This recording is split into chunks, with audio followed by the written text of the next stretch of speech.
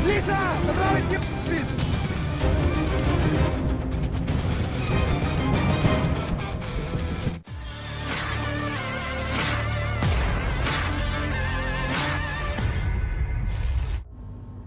Perang Rusia-Ukraina memasuki hari ke-967 pada Kamis 17 Oktober 2024.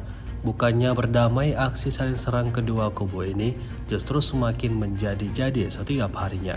Terbaru beredar sebuah video di media sosial Telegram yang memperlihatkan detik-detik pengoperasian RAK-12 MLRS produksi Kroasia.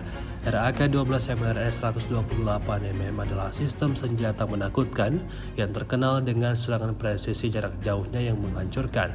Dipasang pada platform Humvee yang serbaguna, ia memperoleh mobilitas dan ketangkasan yang tak tertandingi di medan perang, menjadikannya kekuatan yang tangguh dalam skenario apapun. Seperti yang terlihat dalam rekaman, RAK-12 MLRS produksi Kroasia dipasang pada roket pelepasan Humvee dan mulai bekerja menghancurkan targetnya.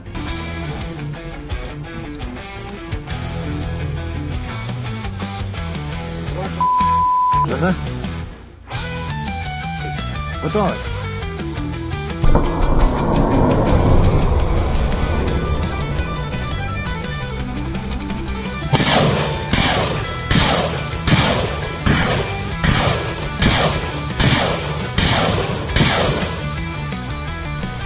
Звертаємося!